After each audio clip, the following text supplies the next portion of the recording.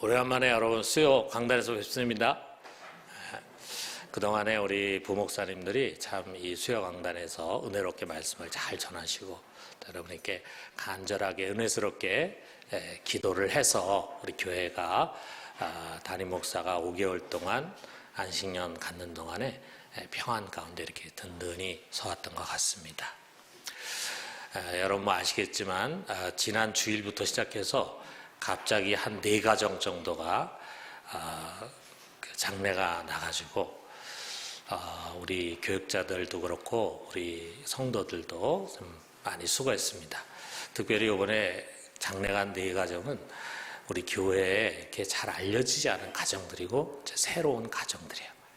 그래서 걱정을 했는데 또 우리 교우들 또 우리 목장에서 열심히 같이 위로해주고 참여해줘서 감사하고, 이렇게 다음에도 잘 모르는 사람 장례가 날 때 여러분이 내가 모르면 딴 사람도 모르겠지 이렇게 생각을 하시고, 그런 장례식장에는 가급적 시간 되면은 꼭 오시면은 그들에게 큰 위로가 됩니다.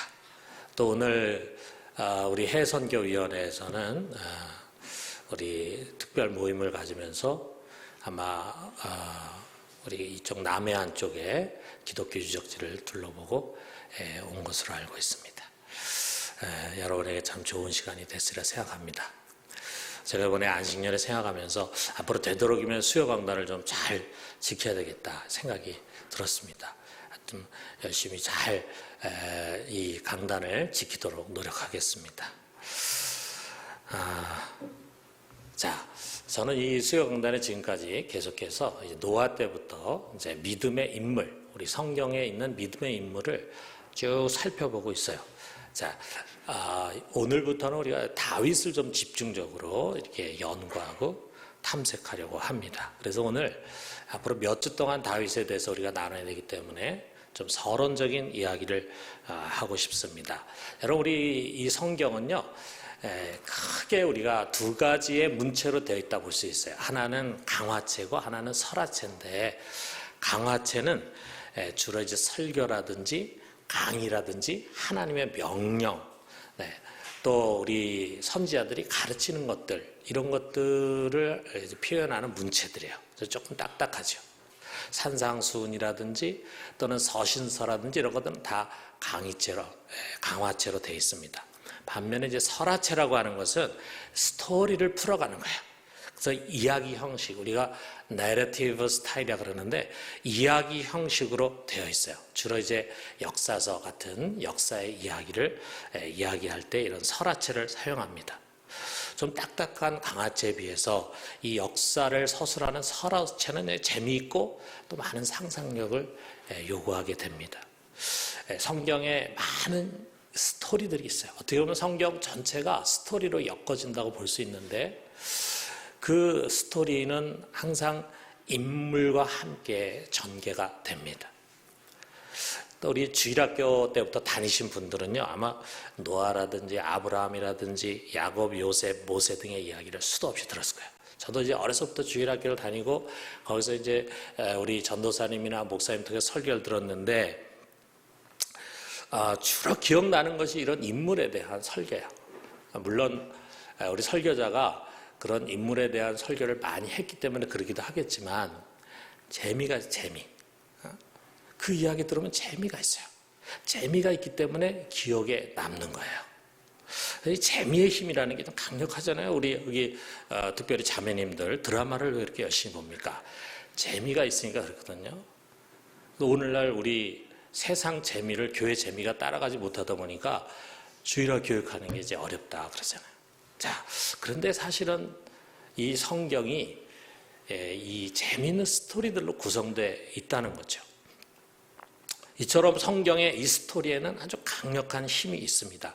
지루하지 않고 재미있기 때문에 오래오래 기억에 남고 영향력이 큽니다. 그리고 점차로 그 스토리, 특별히 어렸을 때 우리가 재미있게 들었던 그 스토리는 점점 우리가 어른이 되고 장성하면서 먼 고대 사람들의 스토리가 아니라 내 이야기다라고 하는 것을 알게 돼요. 하나의 수많은 신앙인들의 스토리를 통해서 내 이야기를 들려주고 있는 것입니다. 자, 이 성경의 인물에 수많은 인물들이 나오는데 그 인물들 중에서 모든 세대, 어린아이부터 노인에 이르기까지 모든 세대가 구별 없이 가장 재미있게 듣는 스토리는 어떤 사람의 스토리일까? 우리 지금 여기 주일학교 자녀들도 좀 참석했는데 우리 주일학교 자녀들에게 성경에 나오는 인물 중에서 제일 좋아하는 사람이 누군가 이렇게 물으면 누구라고 대답할까요? 여기 주일학교 학생들이 있는데 혹시 여러분 중에서 부끄러워하지 말고 성경에 여러 사람에 대해서 설교 들었는데 그중에 다윗이 제일 전 좋아요 하는 사람 한번 손 들어봐요. 다윗이 제일 좋아요.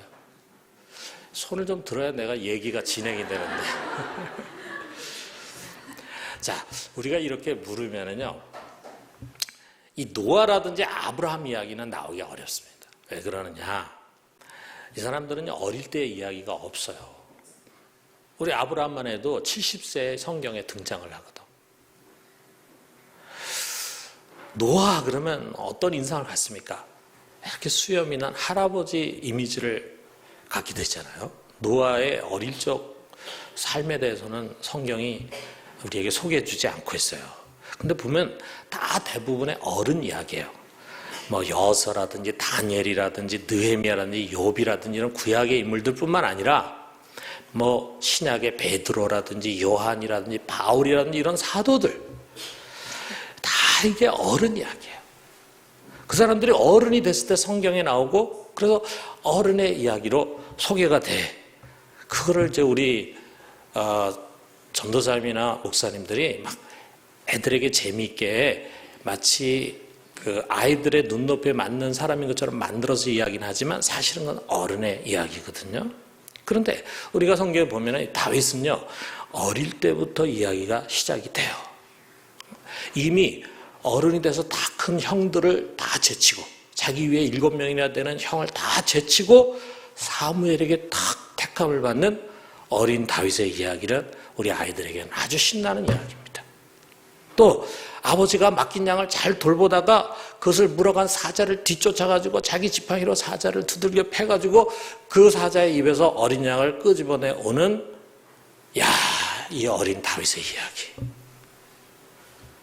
얼마나 흥미진진합니까? 더 나아가서 최고의 압권, 제일 성경에 신나는 이야기가 뭡니까? 어린 다윗이 아직 군대에 나갈 만한 나이도 되지 않은 어린 다윗이 물맷돌을 가지고 모두가 두려워하는 거인 골리앗을 쓰러뜨렸다 이거죠. 아마 여기서는 다 일어나서 박수를 치고 싶을 거예요. 이런 어린 다윗의 무용담이 어린이들에게는 자기들의 이야기예요. 자기들. 여러분 우리 어린이들이 주로 보는 만화 영화나 이런 데 보면 주인공이 다 애들이잖아요. 애들이 막 악당을 때려 눕히고 애들이 막 굉장한 힘을 가지고 막 하는 그런 이야기잖아요. 그러니까 신난다고. 다윗은 어떻게 보면 우리 어린이들의 영웅입니다. 그런데 그의 이야기는 어린 시절에 머무르지 않아요. 그는 파란만장한 청년 시절을 또 보냅니다. 20대에 이른 나이에 그는 골리앗을 죽인 뒤에 승승장구해가지고 군사령관까지 군대 장관까지 올라갔어요. 그랬다가 하룻밤 사이에 그만 곤두박질 쳐가지고 도망자 신세가 됩니다. 그래서 사울 왕에게 쫓겨서 그 아무것도 나지 않는 광야에서 추위와 더위와 가난과 죽음의 위기에 몰려 있어요. 그야말로 앞이 전혀 보이지 않는 암담한 청년 시절을 다윗은 보냈어요. 마치 삼포시대, 오늘날 우리 청년들이 살아가는 시대를 삼포시대라고 그러잖아요. 세 가지를 포기한 시대. 그런 시대에 살면서 앞뒤가 꽉 막힌 현실에서 헉헉대면서 살아가는 우리 청년들을 연상하게 해줍니다. 이들에게 이 청년 다윗의 이야기와 신앙보다도 더 가슴에 와닿는 이야기가 있을까? 나와 같은 나이 또래인데, 나와 같은 연배인데 그가 이와 같은 큰 시련과 어려움을 뚫고 나가더라 이거죠. 청년들은 거기서 내 이야기를 하고 있다라고 말하고 싶을 것입니다. 그러나 청년만이 아닙니다. 여러분 이제 아이를 낳고 키우고 돈과 권력을 조금 만지면서 안정권에 들어선 장년들. 여기서 제가 얘기하는 장년은 70세까지를 가르칩니다. 70세. 요즘은 장년이 70세까지. 70세에 넘어가지 않은 사람은 다 여기에 해당돼요. 그들 역시 마찬가지예요. 사울이 죽은 후에 다윗은 이제 고생 끝 행복 시작이죠. 왕의 자리에 올랐죠. 승승장구 전쟁에서 승리하면서 대왕국을 건설했어요. 그리고 하나님의 은혜를 만끽합니다. 이제 죽을 때까지 편안하게 살 것 같아. 그런데 다윗은 그 최고의 자리에 서서 안정된 생활 속에서 방심하고 마음이 해이해지면서 그만 불륜의 죄를 범하게 되고 여기서 더 나아가서 사람을 살인하는 큰 죄를 범해. 그리고 그 여파로 말미암아 그것이 그 가족 간의 큰 갈등의 골을 만들게 됩니다. 그리고 얼마 뒤에 그만 사업하다가 부도가 나서 한순간에 망해버린 사람처럼 하루아침에 구태타가 일어나가지고 왕좌에서 쫓겨나가지고 도망가는 신세가 됩니다. 그리고 다시 복귀해서 왕이 되지만 여전히 안팎의 금신거리가 끊이지 않는 그런 다윗. 그것은 바로 어떻게 보면은 가정과 직장이라고 하는 큰 짐을 지고 살아가는 우리 장년들의 이야기예요. 자, 여기서 다윗의 얘기 끝나지 않습니다. 이제 우리가 열왕기상 솔로몬의 이야기를 보면은 먼저 다윗의 이야기부터 나오잖아요. 다윗의 모습이 거기 그려지고 있는데 다윗이 다 늙었어요. 아직은 왕이지만 그가 늙었어. 그래서 무료한 삶을 살아가는데 거기에 뭐라고 표현되어 있냐면요. 다윗의 몸이 쇠약해져가지고 추위를 타요. 추위. 아무리 두꺼운 이불을 덮어줘도 덜덜덜덜 떨면서 추위를 이기지를 못해. 그래서 여러분 할 수 없이 도대체 이거 우리 왕을 어떻게 도와줘야 되냐 해가지고 사람들이 그의 몸을 좀 따뜻하게 해주기 위해서는 어떤 처녀가 그의 품에 안겨서 좀 그의 몸을 따뜻하게 해줘야겠다 해가지고 수냄 여인 아비삭을 뽑아가지고 그를 섬기게 했다는 내용이 나옵니다. 그러니까 노년의 다윗의 삶은 굉장히 불편하고 힘들고 어려운 삶이었겠죠. 그런 가운데 또 왕자의 난이 일어나가지고 큰 소동이 일어나죠. 그래서 아들들이 권력 투쟁을 막 하게 되죠. 자, 이것이 평정된 뒤에 다윗의 아들 솔로몬에게 믿음의 유언을 하고 마지막 임종을 갖습니다.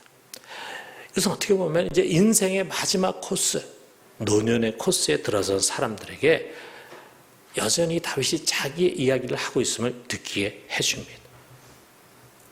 스토리뿐만이 아니에요. 그는 이 사무엘 상하의 이야기뿐만이 아니라 어려서부터 시를 많이 짓고 노래를 많이 지었어요. 그것을 시편에 수록을 했어요. 그래서 우리가 시편에 여러 저자들이 있지만 그중에 가장 많은 시편의 저자는 다윗입니다. 자, 우리가 그 시편을 읽으면서 다윗의 신앙을 느끼게 됩니다. 하나님을 향한 그의 간절한 사랑을 느끼게 돼요. 때로는 많은 고난 속에서 부르짖는 것을 느끼게 돼요. 그가 절망 가운데서 어떤 생각을 가졌는가를 느끼게 돼요. 그런 것들이 고스란히 담겨져 있어요. 심지어는 어떤 시는 그가 어떤 역사적인 사건에서 지은 시라는 설명이 돼 있습니다. 우리는 그것을 통해서 사무엘 상하 여기에 나타나는 그의 스토리를 보다 더 깊이 있게 이해할 수 있게 됩니다. 아울러서 여러분 다윗의 이야기로 끝나지 않고 그것은 바로 예수 그리스도의 이야기예요. 여러분 우리가 구약에서 보면은 예수님에 대해서 많은 예언들이 있어요. 그런데 그런 예언들만이 예수님을 가르치는 것이 아니라 많은 구약의 인물들이 예수님을 예표합니다. 요셉도 우리가 예수를 예표하는 사람이라 할 수 있고 모세도 예표하는 사람이라 할 수 있고 또 여호수아도 예수님을 예표하는 사람이라 할 수 있는데 예수님을 구약 인물 중에 가장 대표적으로 예표하는 사람은 바로 다윗이에요. 다윗.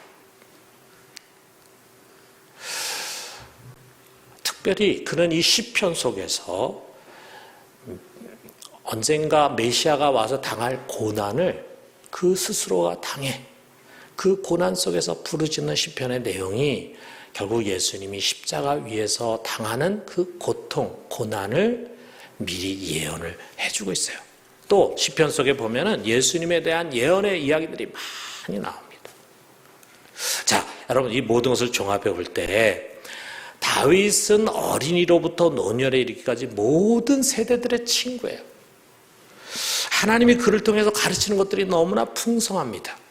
우리는 성경의 그 어떤 믿음의 인물보다도 이 다윗에 대해서 주목하고 다윗을 연구하고 그리고 다윗 속에서 풍성한 하나님의 진리를 캐낼 필요가 있어요. 오늘 그 첫 번째 얘기로 다윗이 처음 이제 등장하는 사건을 돌아보게 됩니다. 이제 사무엘로부터 이제 다윗에게로 이제 영권이 넘어가는 그런 계기가 되는 사건이에요.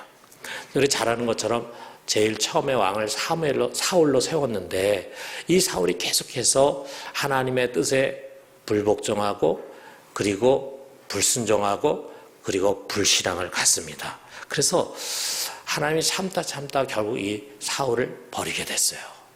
그러면서 새로운 왕을 세우고자 합니다. 이것을 위해서 사무엘에게 이제 베들레헴에 있는 이새를 찾아가서 그의 아들에게 머리에 기름을 부어서 왕으로 세우라 이렇게 명령을 합니다. 여러분 이게 얼마나 위험한 미션입니까? 지금 왕이 있어요. 살아있는 권력이 있는데 그런데 만약에 그 나라의 영적 지도자가 되는 사무엘이 새로운 왕을 세우기 위해서 어디론가 가가지고 거기서 그 사람의 머리에 기름 부었다. 이게 알려지면은 그 사울왕이 가만히 있겠어요? 이 사람을 아마 이 사무엘을 이 반역자라고 몰아세워가지고 죽였을 것입니다. 그래서 이런 두려움을 사무엘이 하나님께 그대로 고합니다. 그러니까 하나님께서 그러면 네가 왕을 세우기 위해서 기름 부으러 간다 그러지 말고 제사를 드리러 간다. 이렇게 해서 은밀하게 이것을 행해라. 주변에 있는 사람들뿐만 아니라 이새의 가족들뿐만 아니라 그 기름 부음을 받는 사람까지 이게 뭘 의미하는지는 모르게 이것을 행하라 이거죠. 자, 그래가지고 이제 사무엘은 제사를 드려 가는 것처럼 위장해서 베들레헴으로 가게 됩니다. 자, 우리 이게 바로 사무엘의 마지막 미션이에요.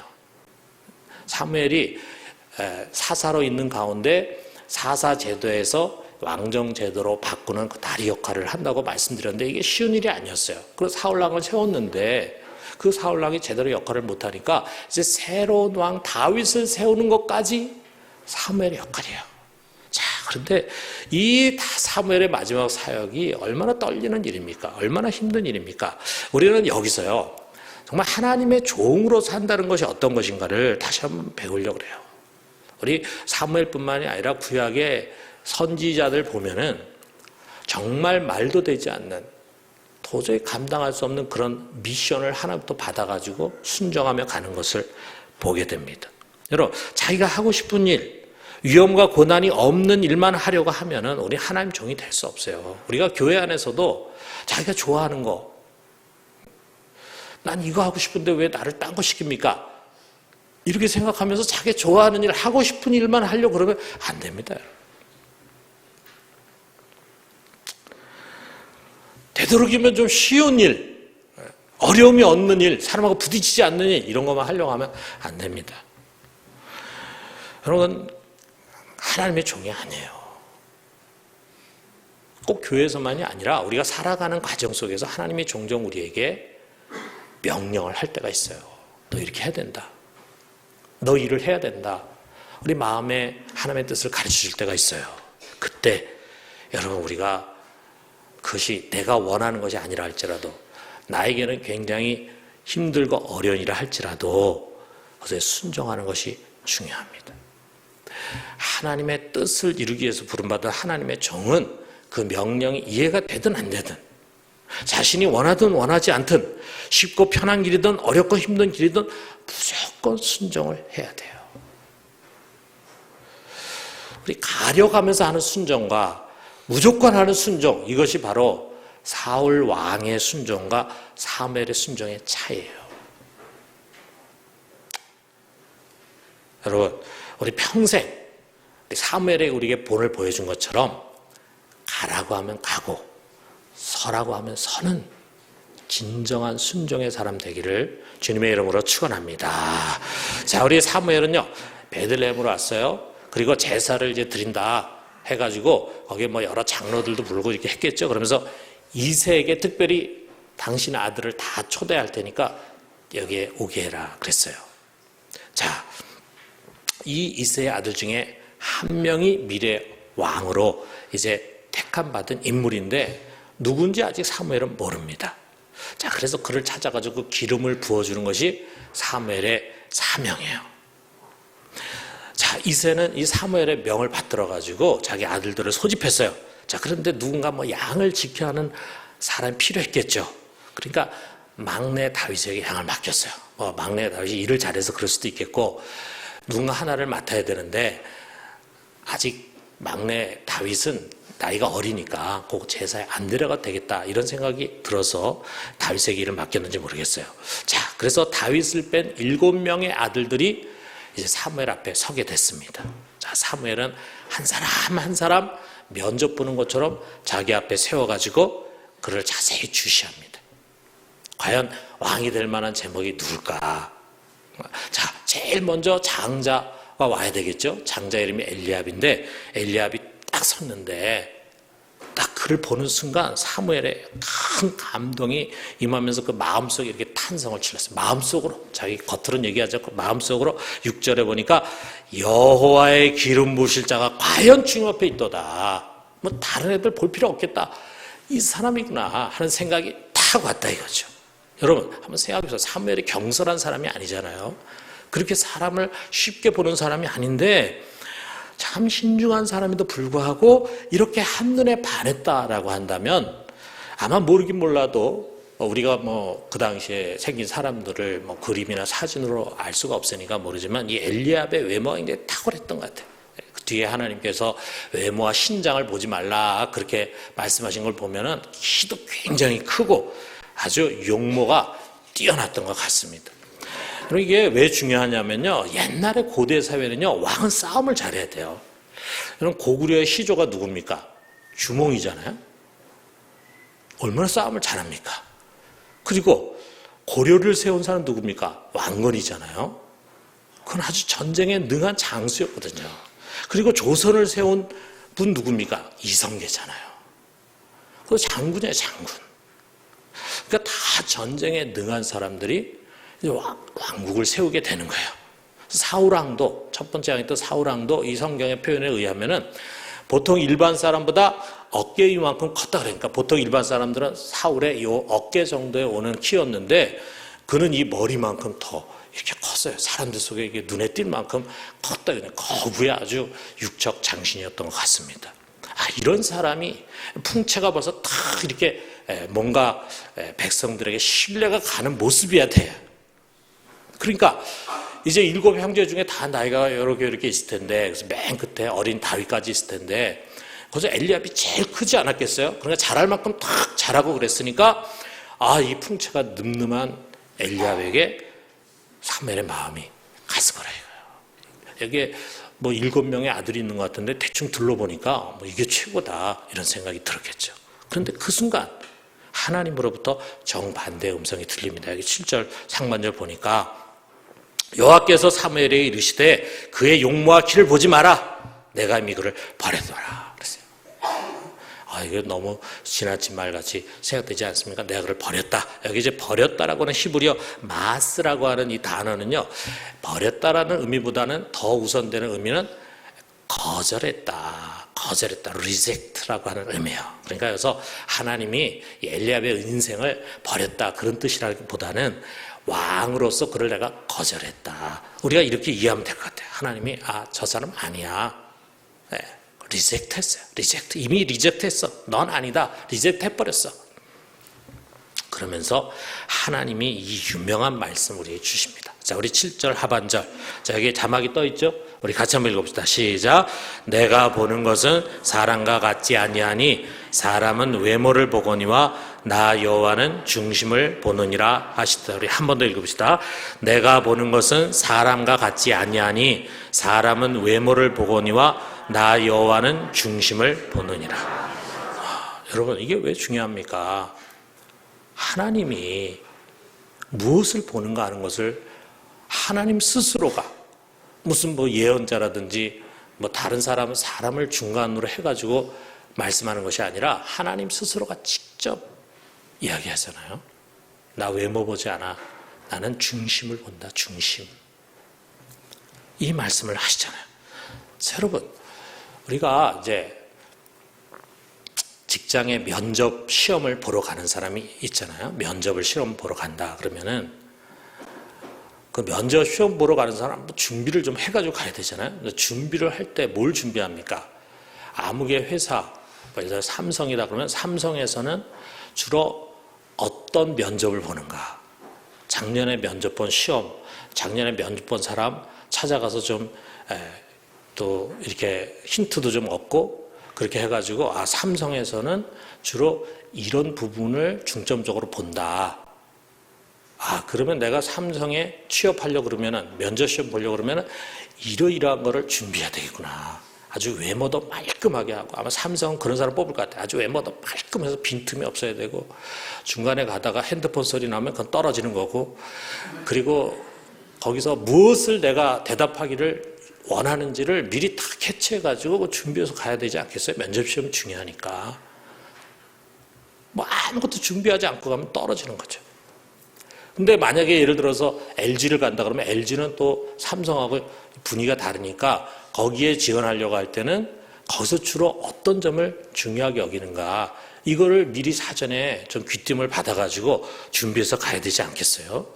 지금 우리가 우리가 섬기는 하나님, 우리가 믿기로 생사화복의 근원이 되시고 그리고 우리 인간의 주권을 갖고 계신 그 하나님이 무엇을 보시는가 이게 중요하지 않습니까? 뭐 하나님이 중심을 보고 뭘 보고 그건 난 신경 쓸 거 없다. 그래서 이러는 사람은 신앙인이 아니죠. 자, 그런데 여러분 보세요. 하나님이 그랬어요. 내가 보는 것은 사람이 보는 것과 같지 않다. 이 말은 여기에 있는 사무엘, 그 훌륭한 믿음의 사람 사무엘을 비롯해서 우리 인간은 외모를 보게 돼 있어요. 이게 하나님과 우리의 차이입니다. 우리 사람에게는 두 가지가 있습니다. 보이는 부분이 있고 다른 하나는 보이지 않는 부분이 있어요.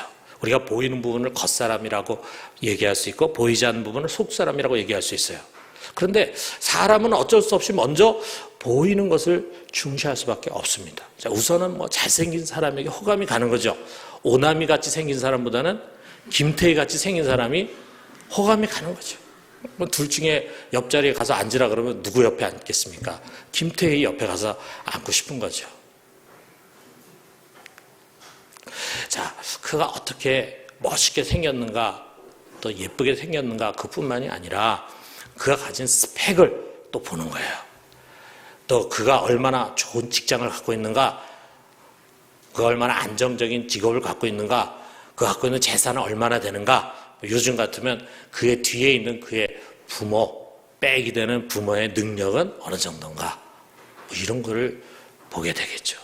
그래서 어떻게 보면 이제 이런 것이 결혼의 조건이 됩니다. 자, 이제 관연한 자녀를 둔 부모들 어떻게든지 우리 애 짝을 좀 구해가지고 결혼시켜야 된다 하면서 배우자로 선택하려고 할 때 이런 걸 많이 본다 이거예요.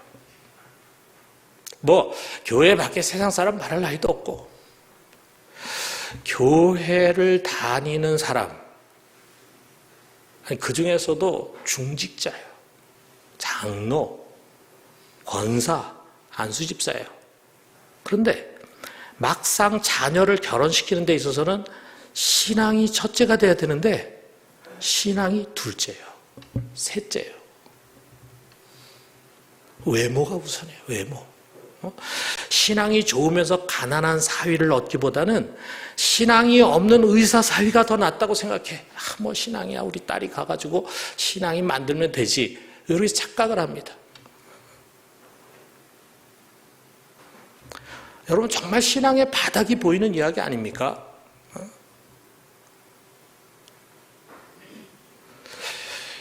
이게 우리 하나님 보는 눈하고는 너무 다르다 이거죠. 우리 하나님에게 그런 외모가 중요하지 않아요. 그의 학벌, 그의 스펙, 그의 직업, 집안 이걸 보지 않습니다.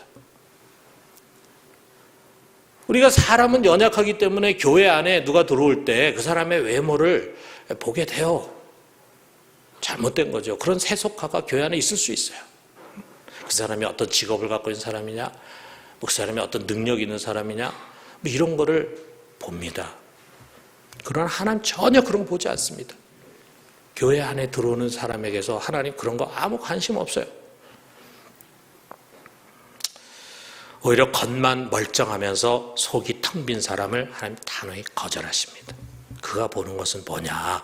내가 보는 것은 중심이다. 나 여호와는 중심을 보느니라. 여기에 중심으로 번역된 레밥이라고 하는 단어는요, 심장, 허트란 뜻이에요. 심장. 이 하트, 마음의 마음. 나는 그 마음을 본다. 마음, 내면을 본다 이거죠. 하나님은 이 겉이 아니라 우리 가슴 안의 내면을 들여다보십니다. 우리 내면이 어떻게 생겼는가가 하나님의 관심사예요. 자, 그 내면을 들여다보니까 이 장자 엘리압부터 시작해서 7 형제 다 부실해, 부실. 낙제예요. 겉은 그럴듯하고 화려하고 호감이 가고 멋있게 생겼는데 속은 비어있어. 자, 그러니까 사무엘이 당황하는 거죠. 이게 왜 아무도 하나님 선택하지 않는가? 이새에게 물었습니다. 당신 아들이 여기 다 왔느냐? 그러니까 이새가 이제 실토하는 거죠. 아니, 8명이 있는데 한 애는 아직 어려가지고 그냥 양을 보고 있습니다. 빨리 불러와라. 그래가지고 딱 불러왔는데 사무엘이 딱 보니까 뭐라고 여기 성경에 표현했냐면 빛이 붉고 눈이 빼어나고 얼굴이 아름다웠다 그랬어요. 근데 그걸 딱 보는 순간에 하나님 말씀하십니다. 그니 일어나서 기름을 부으라. 이 아이가 중심이 꽉 찬 사람이다. 이 말을 듣는 순간 사무엘이 일어나가지고 그의 머리에 기름을 부었어요. 이후에 다윗은 하나님의 영에 크게 감동되는 자가 됐습니다. 여러분, 거기에 온 다윗을 한번 생각해 보세요. 그의 겉은 강한 장수의 모습이 아니에요. 아직 키도 작아. 그리고 아주 연약해 보이는 앳된 모습입니다.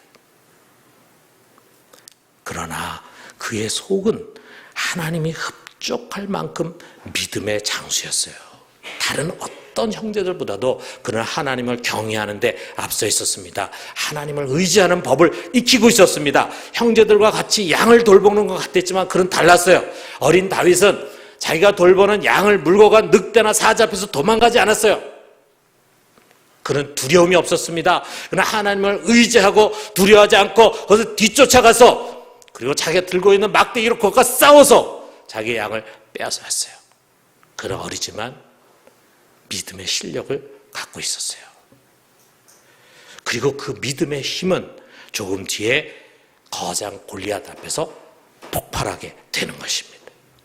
여러분, 우리가 이 다윗의 일생을 생각해 보면은요, 우리는 하나님 왜 다윗을 좋아했는지를 이해할 수 있습니다. 우리는 다윗은 시를 읽으면서, 시편을 읽으면서 왜 하나님이 이 사람을 이처럼 내 마음에 합한 자라고 말했는가를 이해할 수 있습니다. 그는 물론 때로 실수도 저질렀고 죄를 지어서 책망도 받고 징계도 받았지만 하나님을 향한 그의 사랑과 열정은 그의 전생에 변하지 않았습니다. 항상 하나님을 우선하려고 하는 그의 자세는 그가 늙어 죽을 때까지도 여전했습니다. 그리고 그것은 이미 어려서부터 그의 속에 탁월했던 것입니다. 이것이 하나님이 다윗을 통해서 우리들에게 전달하려고 하는 메시지입니다. 사랑하는 성도 여러분, 오늘 우리는 이 말씀 앞에 왠지 발가벗기는 같은 느낌을 갖지 않습니까? 우리가 이 자리에서 지금 이 말씀 앞에 지금 다 옷을 하나둘씩 벗기는 듯한 느낌 받아요. 우리 겉은 다 이렇게 양복도 있고 넥타이도 있고 사람들 보기에 참 단아하고 멋있게 보일지 모르지만, 자, 이 옷이 다 벗겨집니다. 그리고 감춰진 내면의 중심이 드러나는 것 같아. 하나님의 눈은 우리의 겉사람을 지나가서 그 안에 우리 내면을 들여다보시는 거예요. 어떻습니까? 여러분, 그가 지금 나를 평하신다면 뭐라고 말씀하실까요?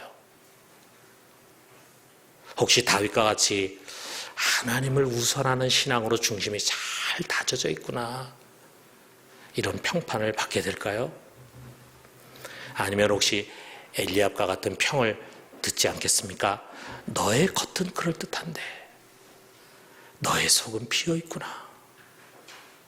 겉사람은 온갖 좋은 것으로 장식되어 있는 것 같은데 내 속에는 온갖 탐욕과 부정한 것으로 가득 차 있구나. 내가 교회에 와서는 참 거룩한 모습으로 보이는데 너의 은밀한 곳에는 여전히 죄로 가득 찬 삶이 반복되고 있구나.